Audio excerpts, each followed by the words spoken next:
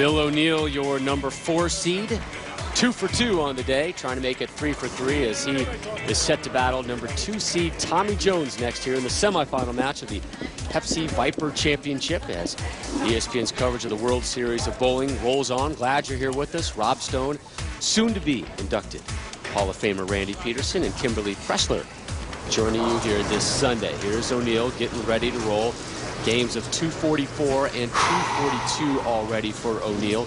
85-pin win in match number 1, a 33-pin victory in match number 2. Here's match number 3 versus Tommy Jones.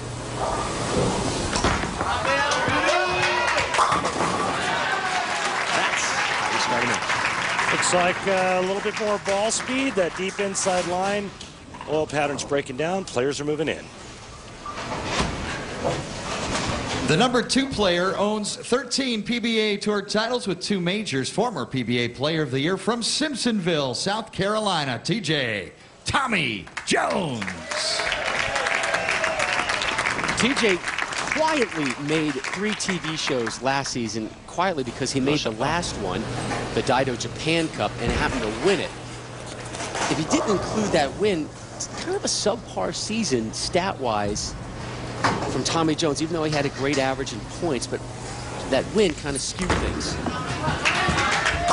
And a good start for TJ there. He's a guy a couple of years ago, you and I both said, he may be your next player of the year again. Right. And a little hiccup maybe. Yeah, remember though, he still has the highest winning percentage on television in the history of the PBA. Taking a look at his arsenal, and again, the Mission 2.0 may not be the strongest ball made by his manufacturer, but it's the strongest ball in the arsenal that he brought out today. As the lanes break down, he may shell down, go to something a little less aggressive.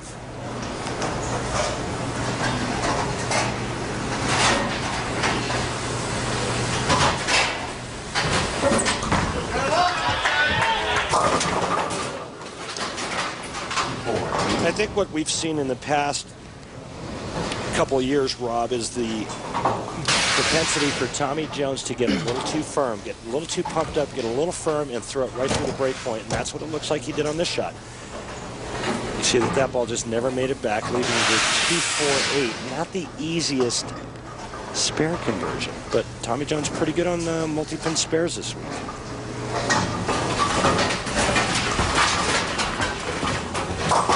And there's another multi-spin conversion, so O'Neill clean through 2. The whole way I thought I had that. Rather, TJ clean through 2. O'Neill and Tommy Jones, both part of Team USA at the Men's World Championships back in August in Germany. I asked O'Neill about that event, and things that jumped out to his mind were that the guys played a lot of poker, and the amount of chocolate consumed by Chris Barnes and Tommy Jones. I don't know, apparently they were just motoring down the Twix and the Kit Kats. Couldn't wait for Halloween, eh? I came early in Germany.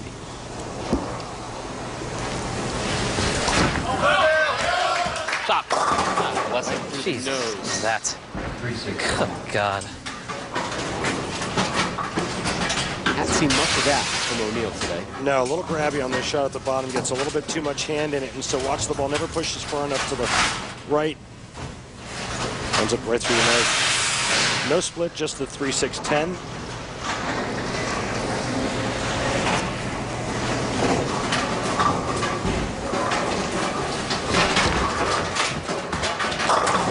Back-to-back multi-pin spare conversions for both competitors. We're even through 2.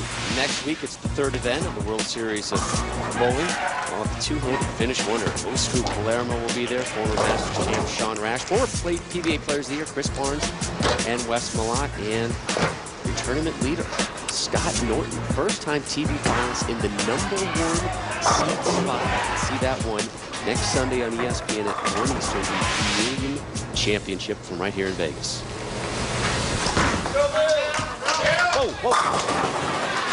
Bill did not like it, walked away from it, likes the result. I get the feeling maybe a couple question marks for O'Neill early on, but a big strike there for Bill in the 3rd.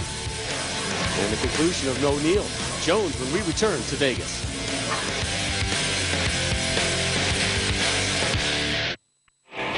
And welcome back to Las Vegas and our continuing coverage of the Pepsi Viper Championship. Bill O'Neill riding the wave of a three-bagger. Sits down. Here's Tommy Jones down 10, looking to match a three-bagger with O'Neal. So far, these guys have been absolutely identical. Strike, 7 spare, strike, strike.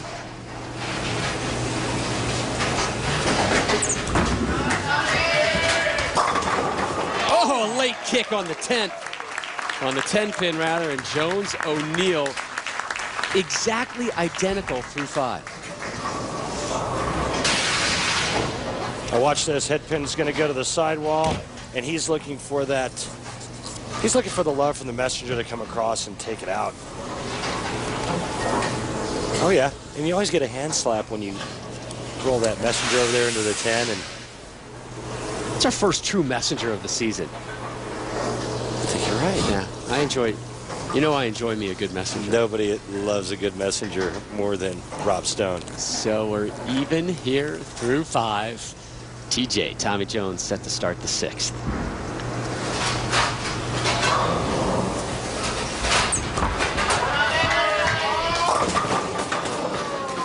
Split knee. Really? Just went high on that lane. Right and that. Remember, he went light the very first shot he threw on this left lane, leaving the 2-4-8. This one here just never picks up getting down the lane, leaving the 2-8-10, and it couldn't have come at a worse time. This match was all tied up. Takes care of the 2-8, not so much the 10, an open frame and an opening for Bill O'Neal.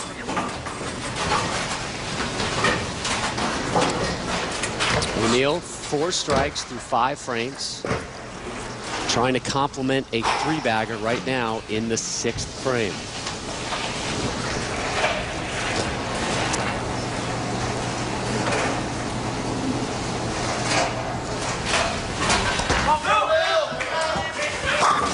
Get yourself an old-fashioned ham bone right there.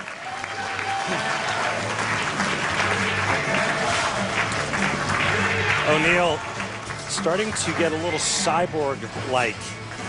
Just steps up and just keeps repeating shots. The expression never changes.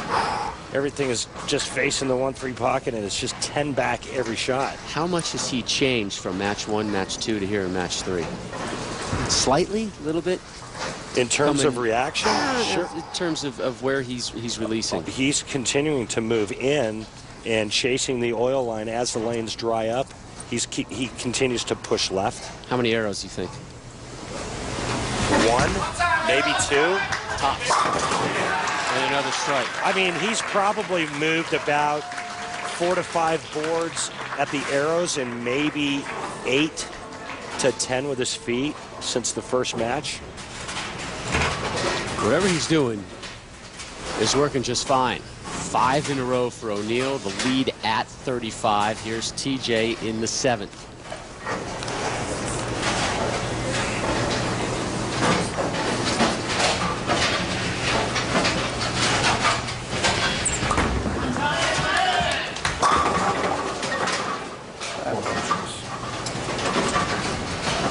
That's usually what happens when you end up going light on one lane. You overcompensate the next shot to make sure that it doesn't happen again.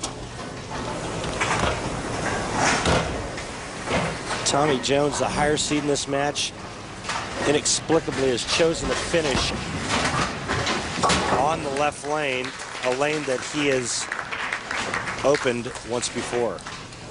Tommy down 35, closing this one out. What is your approach? What does it have to be here, 8, 9, and 10?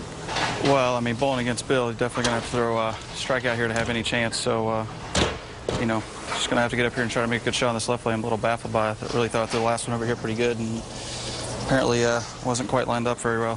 What don't you like on that left lane that you're seeing? You know, it just seems to flutter a little bit down lane, but as soon as you get it there early, it kind of wants to pick up. So it seems to be a little wet dry.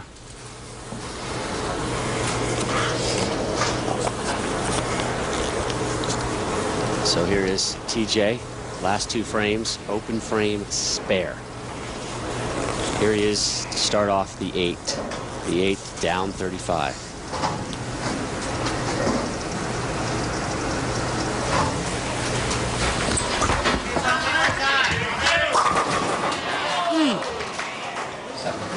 How many pins avoided that 7? Well, that's just a cruddy break right there. And Tommy Jones is looking to try to get in to the head of Bill O'Neill ever so slightly by striking out. He had a possible 224, which would have made Bill O'Neill stay honest. Instead, now the best he can shoot is 214. It's just a bad break. Bill O'Neill made 5 TV shows last season, winning 2 of them. He won the Chameleon Championship at the World Series of Bowling in early September, and then won the 67th edition of the Lumber Liquidators U.S. Open. That one coming in late February, looking for his first title of the season in his first TV appearance of the season. And he is well on his way to the title match. And answering your question, remember, he's starting to move in and open up that front part of the lane, which is making his ball reaction pretty sweet, giving him a little bit of left to right. Time now for our More of What Matters to You fan question, brought to you by the makers of One A Day. Randy, do you think oil patterns become easier or harder with more friction on the lanes? That one coming from Brian in Louisville. Well, Brian, I think they become easier when there's more friction, unless the friction is in the front part of the lane.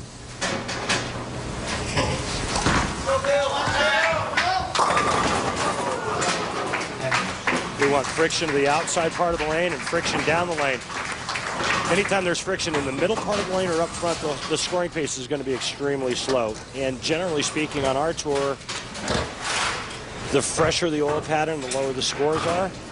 And as the lanes start to transition, as they start to break down, the players start to see friction. They can then move in, throw to the friction, and open up the oil pattern a bit.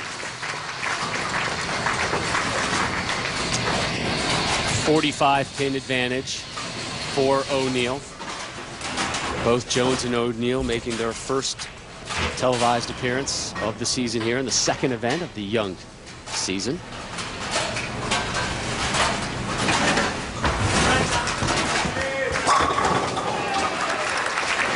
Seven-pin decides to drop that time for TJ. And O'Neill will advance and move on to your title match. And Bill has done it by putting together big fat streaks of strikes through every match he's played today. He had a 5-bagger in match number 1 versus Monicelli. He had 6 in a row to start off the second round match with Devaney. Here versus O'Neill, strikes in the 3rd through the 8th frame.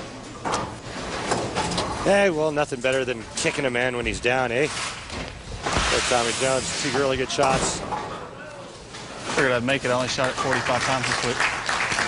Going better. Okay. And that's all she wrote. There is Mike Moniak, the director of bowling operations here at South Point. We appreciate all his efforts and that of his staff last couple weeks here and here today as well. Mike Boniak used to bowl on tour way back in the day when I first started. We're not going to say when. And don't smile at me. I know what you're thinking. Another rout for O'Neill. O'Neill, all he's doing is averaging 240. Shooting 240 every game. So Team O'Neill moves on to the title match, another convincing victory. And our title match in its entirety when we return, the Colombian Andres Gomez taking on Bill O'Neill.